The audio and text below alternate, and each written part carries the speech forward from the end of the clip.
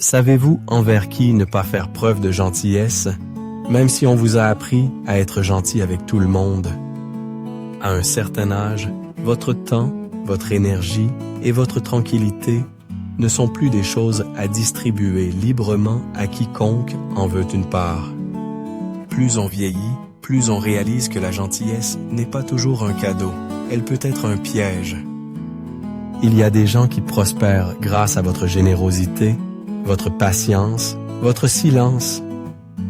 Et plus vous les laissez entrer, plus ils prennent. Dans cette vidéo, nous allons parler de 5 types de personnes envers qui vous devriez cesser d'être gentil à un âge avancé. Ce ne sont pas des inconnus ou de lointaines connaissances. Ce sont souvent des personnes très proches de vous, la famille, les voisins, même de vieux amis. Mais si vous n'y prenez pas garde, leurs schémas comportementaux peuvent vous épuiser d'une manière que vous ne voyez même pas venir. À la fin de cette vidéo, vous saurez exactement de qui vous méfier, pourquoi leur présence vous pèse et comment protéger votre santé émotionnelle sans culpabilité ni excuse. Car vos dernières années ne sont pas faites pour réparer les gens. Elles sont faites pour protéger ce qu'il reste de votre paix. Commençons. Numéro 1. Le preneur constante. L'un des signes les plus clairs que quelqu'un ne mérite plus votre gentillesse, c'est quand il n'apparaît que la main tendue. Vous connaissez le genre. Quand ils appellent, ce n'est jamais juste pour prendre des nouvelles ou rire un peu. C'est pour demander quelque chose. Une faveur, un transport, un prêt, votre temps. Et il semble toujours en avoir besoin maintenant. Pensez à quelqu'un comme Gloria, 71 ans, qui a toujours été la personne sur qui compter pour tout le monde dans sa famille. Besoin d'une babysitter de dernière minute? Appelez Gloria. Besoin de quelqu'un pour garder votre chien pendant les vacances? Gloria ne dira pas non. Mais avec le temps, elle a commencé à réaliser quelque chose. Quand son propre anniversaire est arrivé, le téléphone est resté silencieux. Quand elle a été malade pendant une semaine, personne n'a apporté de soupe ni même envoyé un message. C'est là qu'elle a compris. Les relations n'étaient pas mutuelles. Elle était celle qui donnait. Toujours. Et ce don n'était jamais rendu. Il y a une étrange culpabilité que nous portons quand nous envisageons de prendre nos distances avec ce genre de personnes. Surtout si c'est la famille. On se dit qu'être utile est une bonne chose, que dire non est égoïste, que peut-être la prochaine fois, ils remarqueront tout ce que nous faisons. Mais voici la vérité. Si quelqu'un ne vous apprécie que lorsque vous êtes utile, alors il ne vous apprécie pas vraiment du tout. Vous n'êtes pas une personne pour eux, vous êtes un service. Et plus vous vieillissez, plus cela devient dangereux. Car vos ressources, votre temps, votre énergie, même votre force physique ne sont plus illimitées. Et les donner à quelqu'un qui ne fait que prendre, c'est comme verser de l'eau dans une tasse percée. Vous avez le droit de dire non sans explication. Vous avez le droit de fixer des limites. Vous avez le droit de protéger le peu de tranquillité et de force qu'il vous reste pour les personnes qui tiennent vraiment à vous. Et si quelqu'un s'en va parce que vous avez arrêté de dire oui à chaque fois, cela vous dit tout ce que vous devez savoir. Vous n'étiez jamais aimé, vous étiez juste pratique. Ne laissez pas la gentillesse devenir un fardeau. Ne laissez pas la générosité devenir une chaîne. Car dans ces années, chaque moment que vous donnez devrait être un moment qui vous nourrit en retour. Numéro 2. Le critique chronique. Il y a une lassitude particulière qui vient du fait de passer du temps avec quelqu'un qui souligne toujours ce qui ne va pas. Avec vos vêtements, avec vos choix, avec votre passé. Ces personnes ne crient pas ou n'insultent pas. Mais leurs mots piquent tout autant, car ils sont livrés en petites doses constantes. Et avec le temps, ils vous usent. Imaginez quelqu'un comme Raymond, 82 ans, qui rend visite à son cousin chaque dimanche. Il apporte du pain frais, prend des nouvelles de la maison, essaie de rester connecté. Et chaque fois, son cousin trouve quelque chose à critiquer. Tes cheveux sont différents. Pourquoi as-tu vendu cette vieille chaise? Tu prends toujours les choses trop à cœur. Au début, Raymond souriait. Se disait que c'était sans méchanceté. Mais après des années de ces visites, il a commencé à se sentir diminué, à douter davantage de ses choix. Il a perdu la joie qu'il ressentait autrefois en montant sur ce perron. Le danger de la critique chronique n'est pas dans les mots eux-mêmes, c'est dans l'érosion lente de votre confiance en vous. Ces personnes masquent leur cruauté sous des airs de préoccupation. Ils disent qu'ils sont juste honnêtes, juste là pour vous aider à vous améliorer. Mais ce qu'ils font réellement, c'est miner votre paix, un commentaire à la fois. Et quand vous laissez cela se produire sans réagir, quelque chose en vous commence à rétrécir. Vous arrêtez de partager. Vous arrêtez d'essayer de nouvelles choses. Vous vous préparez avant chaque conversation, vous demandant ce qu'ils vont critiquer ensuite. À cet âge, vous avez gagné le droit de vous sentir en sécurité dans votre propre peau. Vous n'avez pas besoin d'être parfait. Vous n'avez pas besoin de plaire. Vous n'avez pas besoin d'expliquer pourquoi vous aimez ce que vous aimez ou de vivre comme vous vivez. Si quelqu'un vous laisse toujours avec un sentiment d'être inadéquat, petit ou brisé, vous devez d'arrêter de leur donner une place au premier rang de votre vie. Être gentil ne signifie pas être disponible pour l'abus, peu importe avec quelle politesse il est emballé. Et parfois, la chose la plus aimante que vous puissiez faire pour vous-même est de prendre du recul et de dire « J'ai fini de te laisser réécrire mon histoire avec ta voix ». Si vous regardez toujours cette vidéo et trouvez ces idées précieuses, commentez numéro 2 ci-dessous pour me faire savoir que vous êtes là.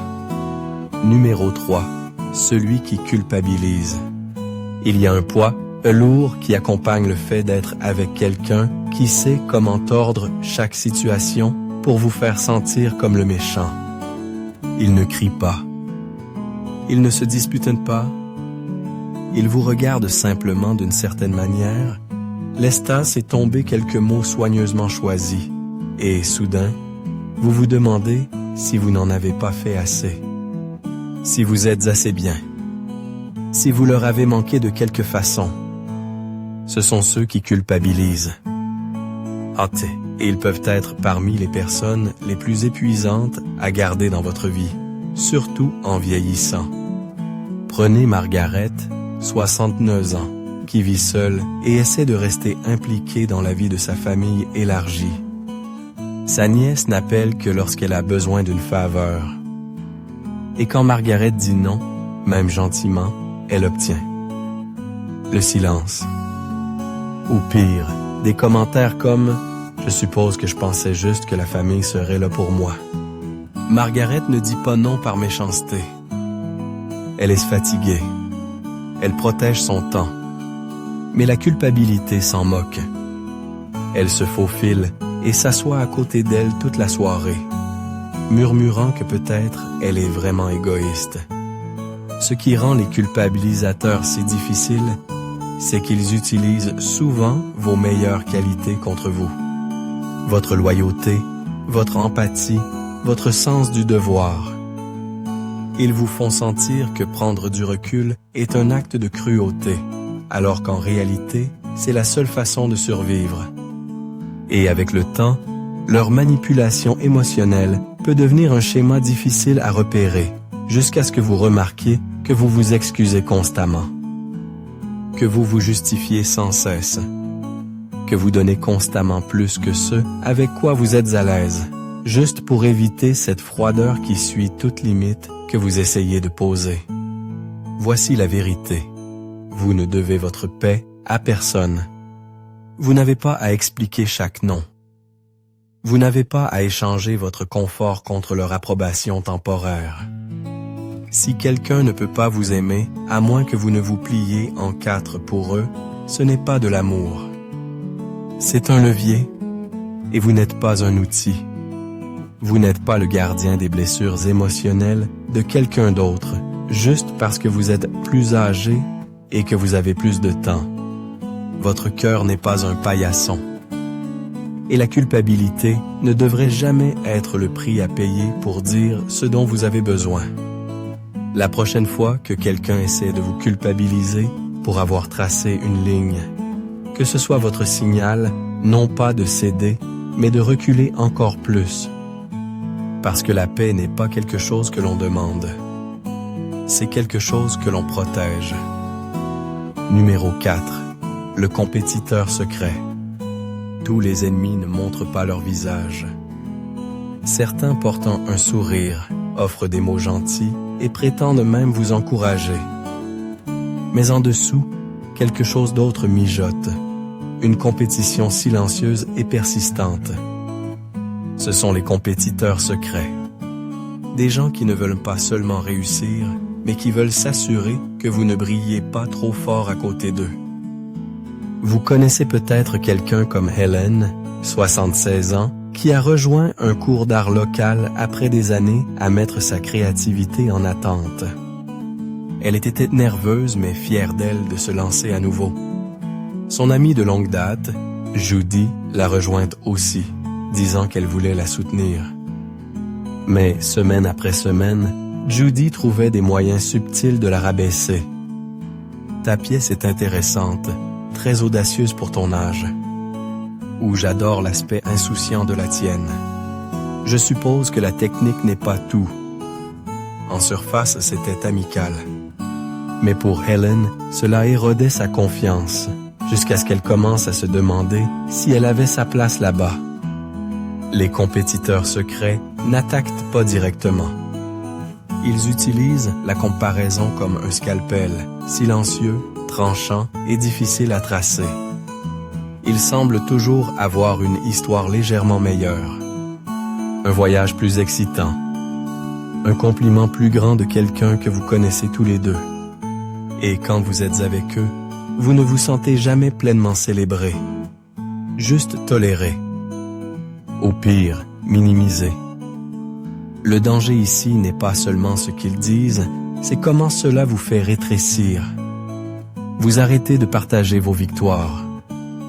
Vous remettez en question votre progression. Vous apprenez à atténuer votre lumière pour que la leur paraisse plus brillante. Et ça, ce n'est pas de l'amitié. C'est de la rivalité déguisée en proximité. À un âge avancé, vous n'avez besoin de rivaliser avec personne. Vous avez survécu à trop de choses, perdu trop de choses et construit trop de choses pour gaspiller de l'énergie dans des comparaisons qui ne vous servent pas.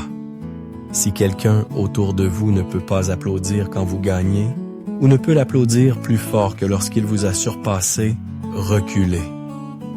Vous méritez d'être entouré de gens qui sont comme un feu chaleureux, pas un tableau de pointage froid. Les vrais amis vous élèvent et vous célèbrent. Vous inspirent à continuer, pas à vous demander pourquoi vous avez commencé. Et plus vous vieillissez, plus ce genre de soutien devient précieux. Si vous regardez toujours cette vidéo et trouvez ces idées précieuses, commentez numéro 4 ci-dessous pour me faire savoir que vous êtes là. Numéro 5. Le manipulateur passif-agressif. Certaines personnes ne crient pas. Elles ne se disputent pas. Elles ne confrontent pas. Au lieu de cela, elles maîtrisent l'art du silence, du sarcasme et des pics subtils qui vous laissent vous demander si vous réagissez de manière excessive. Ce sont les manipulateurs passifs-agressifs. Et ils sont particulièrement dangereux à un âge avancé, car leur comportement peut passer sous votre radar tout en épuisant tranquillement votre esprit. Pensez à quelqu'un comme Harold, 83 ans, qui a vécu dans le même quartier pendant des décennies. Son voisin, Doug, sourit et salue toujours là. Mais quand Harold mentionne avoir besoin d'aide pour quelque chose de petit, comme déplacer une jardinière ou soulever une boîte lourde, Dog rigole et dit des choses comme « Je suppose que tu commences enfin à ralentir, hein? » Ou « Je proposerais bien, mais j'ai 2 genoux qui fonctionnent encore et j'aimerais les garder ainsi. » Il ne refuse pas catégoriquement. Il cache juste la pique dans une blague. Et Harold reste là, ne sachant pas s'il a été insulté ou juste ignoré. Les personnes passives-agressives jouent selon des règles différentes. Elles évitent la responsabilité directe en prétendant qu'elles ne pensaient pas ce qu'elles disaient. Elles laissent des messages sans réponse. Elles annulent tes plans sans explication. Et puis, si vous en parlez, elles retournent la situation, vous accusant d'être sensible, dramatique ou difficile. Avec le temps, cela vous use. Vous commencez à marcher sur des œufs, essayant d'éviter de les déclencher. Vous vous dites que ça n'en vaut pas la peine. Mais si. Parce que plus vous restez dans cette dynamique, plus vous commencez à taire vos propres besoins, juste pour maintenir une paix qui n'a jamais vraiment existé. À ce stade de la vie, la paix n'est pas un luxe, c'est une exigence. Et quiconque la perturbe avec des jeux émotionnels n'est pas quelqu'un que vous devez garder près de vous. Vous n'avez pas à répondre à chaque offense. Vous n'avez pas à leur apprendre comment vous traiter. Vous reculez simplement. Faites de la place. Et reprenez la tranquillité qu'ils n'arrêtaient pas de troubler. Parce que la vérité, c'est qu'un sourire sans sincérité n'est qu'un masque. Et vous avez vécu trop longtemps pour continuer à accepter la fausse gentillesse. Laissez vos derniers chapitres être remplis de personnes qui pensent ce qu'elles disent et disent ce qu'elles pensent. Tout le reste n'est que bruit. Et vous méritez mieux. Réflexion finale. Maintenant que vous avez entendu parler de ces 5 types de personnes, prenez un moment pour faire le point avec vous-même. Y en a-t-il qui sont assis trop près dans votre vie? Offrez-vous votre temps, votre patience ou votre énergie à des personnes qui ne font que prendre, que rabaisser, que tordre vos bonnes intentions en obligations? La vérité est que plus vous vieillissez, plus votre paix devient précieuse. Vous avez porté des gens, vous avez pardonné plus que vous n'auriez dû. Vous avez gardé le silence pour éviter les conflits. Mais vous n'avez pas à continuer à le faire. Plus maintenant, ces années ne sont pas faites pour endurer des schémas toxiques. Elles sont faites pour les éliminer. Vous avez le droit de protéger votre race. Vous avez le droit de choisir qui a accès à votre cœur, à votre temps, à votre salon et à votre téléphone. Être gentil ne signifie pas être disponible pour ceux qui vous vident. Cela ne signifie pas mettre leur confort au-dessus de votre santé mentale. Cela signifie choisir la compassion avec des limites, la chaleur avec sagesse. Et si cela signifie s'éloigner de quelqu'un qui est dans votre vie depuis des années, qu'il en soit ainsi. Parfois, le plus grand acte de gentillesse est celui que vous vous accordez à vous-même, en disant enfin « ça suffit ». Alors si une partie du message d'aujourd'hui vous a parlé, ne la laissez pas s'échapper. Réfléchissez-y, écrivez-la. Faites le choix d'arrêter de distribuer des morceaux de vous-même à des gens qui ne rendent jamais rien. Parce que vos dernières années ne sont pas seulement une question de survie.